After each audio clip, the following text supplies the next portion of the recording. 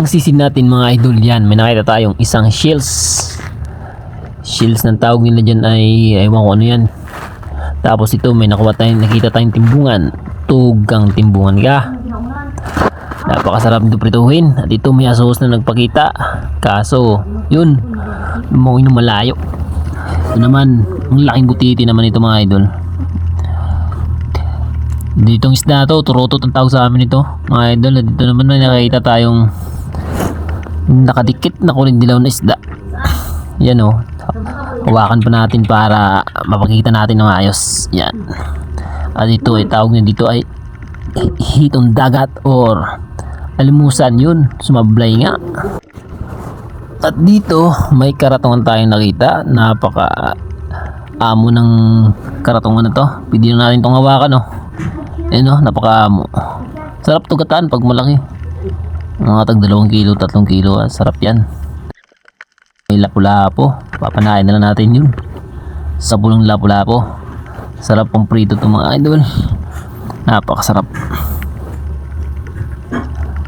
At dito naman isang malaking karaton. Ito talaga masarap gataan. Napakasarap nito gataan. Kaso hindi mo natin yan kunin kasi iba yung ating hinahanap na isda. Dito may isang aluman, yun papanahin ko na sana kaso biglang nagdalawa sila, you know. Kaso wala talagang manapana. At ito isdang tawag nito, alimutan ko na. Yan, sumablay nga tayo pero ito naman hindi na tayo dito sa sablay, panigurado na to. Yan, sarap sa prito to. Lahi ng mga danggit, makakahalain niya.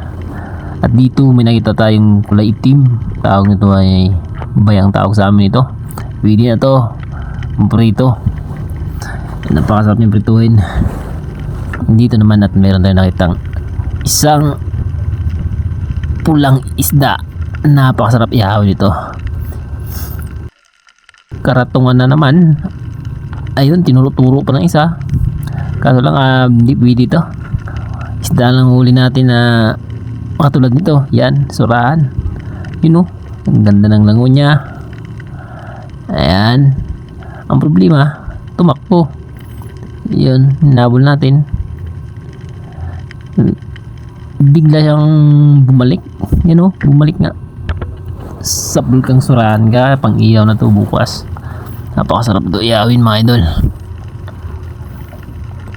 Ayan, mga kalating kilo na siguro yan yung surahan na yan. Pwede na yan. At dito naman lipstickan, you know, kaso sumablay.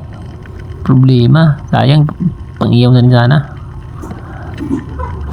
Hindi, hanap-hanap muna tayo dito.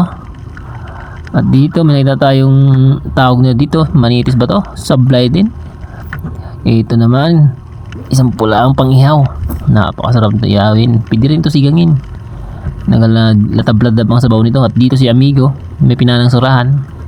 Nahirapan siya dahil malalim ang butas. Nagpadubli nga sa akin magpana dito mga idol oh. Yun, pagpana ko sa pool, kaso pagbalik ko hindi tumalab. Ano yun, ang hina ang pana ko. Yun.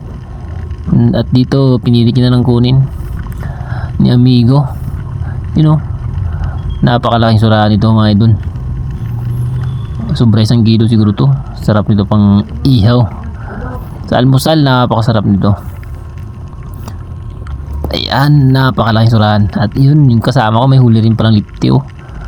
You know, dalawa pa silang may huling malalaki. At ito ang huli ng aking isang kasama. At yan, maraming salamat.